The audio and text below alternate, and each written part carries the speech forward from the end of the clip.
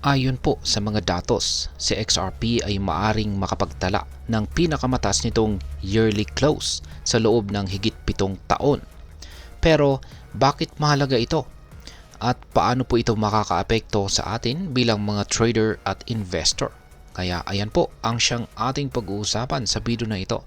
Pero bago po tayo magpatuloy, ay nais ko lamang po munang bigyang linaw ang aking disclaimer kung saan ang nilalaman po ng video na ito ay hindi po ito isang financial advice. For education and information purposes lamang po ang layunin nito. Yan, umpisahan po natin sa kung ano po ang nangyayari kay XRP. Ayan, or ano po yung kasalukuyang sitwasyon nitong si XRP.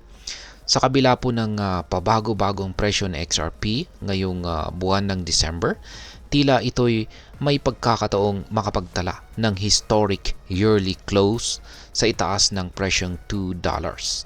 Para po sa konteksto, nitong December 3, 2024, umabot po si XRP sa presyong $2.9. Ang pinakamataas nito sa loob ng 7 taon. Subalit, bumaba ito ng halos 19% sa loob ng 3 araw. Sa kabila nito, nananatiling matatag sa XRP sa $2 na price level hanggang sa ngayon. Ngayon ay bakit po ba mahalaga ang $2 na price level para kay XRP? Alam nyo ba na mula noong taong 2017 at saka 2018 na bull run, hindi pa kailanman nakapagtala ng yearly close sa itaas ng $2 sa XRP. Noong taong 2017, tumaas po ang presyo nito ng mahigit 33,000%. Ngunit nagtapos pa rin ang taon sa presyong $1.99 lamang. Mula noon ay ilang taong din hindi muling umabot itong si XRP sa $2 hanggang noong April 2021, kung saan ay muntik na itong magtagumpay ngunit nabigo pa rin. Ngayon ay may pag-asa na muling mabasag ang record na ito. Ayan, ngayon ay ano po ang posibleng kahulugan ng yearly close na ito? Kung magtatapos po ang taong 2024 na nasa itaas ng $2 itong si XRP, magiging makasaysayan po ito para sa cryptocurrency na ito. Para sa mga market analyst, ang tagumpay na ito ay posibleng magbunsod ng mas malalaking pagtaas ng presyo sa hinaharap. Ayon po kay Steph, si Ginoong Steph ay isa po siyang kilalang crypto trader.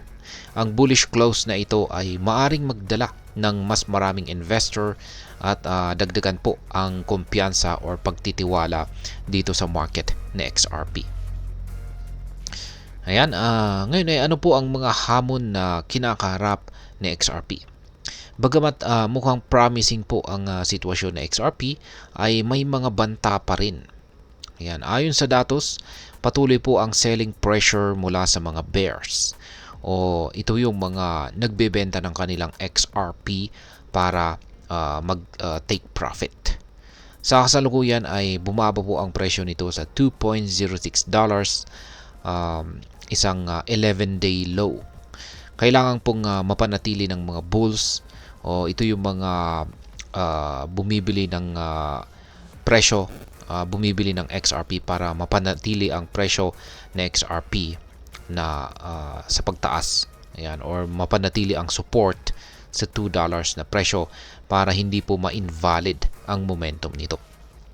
Ngayon ay ano naman po ang sinyalis ng bullish reversal? Ayan, isa pong magandang balita para kay XRP ang bullish green inverted hammer candlestick na nabuo. Ayan.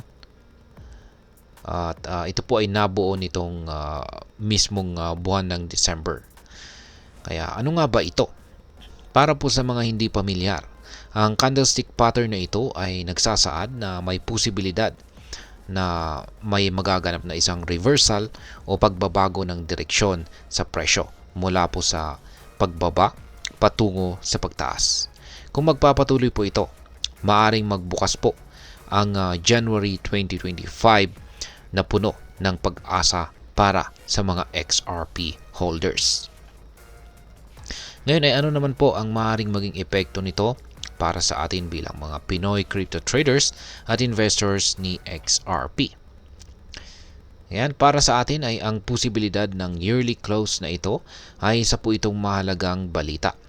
Una, kung tumaas pa ang presyo ni XRP pagkatapos po ng close, maaaring makakita po tayo ng mas maraming oportunidad para kumita. Ang mga may hawak or holdings na XRP ay posibleng makinabang po sa tumataas na halaga nito. Ngunit tandaan, hindi po garantisado ang crypto trading at napaka-volatile ng market. Kaya mahalaga po ang mag-research at maglaan lamang ng kapital na kaya nating mawala. Ngayon ay ano naman po ang aking masasabi tungkol dito. Ayan, para sa akin ay itong si XRP ay patuloy po na nagpapakita ng resilience sa kabila ng mga pagsubok sa market. Ang posibilidad na makapagtala ito ng pinakamataas na yearly close ay nagpapatunay na may tiwala pa rin ang mga investors dito. Subalit mahalaga ring tandaan na ang bawat investment ay may kaakibat po ito na risk. Kaya kung balak po ninyong mag-invest ay siguraduhin na iintindihan po ninyo ang galaw ng market at handa kayong harapin ang mga hamon nito. Ngayon ay ano po ang mga dapat nating gawin? Yan, magiging makasaysayan ba sa XRP ngayong taon? Kung gusto pa ninyong mas maintindihan ang galaw ng cryptocurrency market, ay huwag pong kalimutang mag-subscribe, mag-like at i-share ang video na ito. Marami pong salamat sa panunood at laging tandaan, mag-invest ng may kaalaman at tamang disiplina.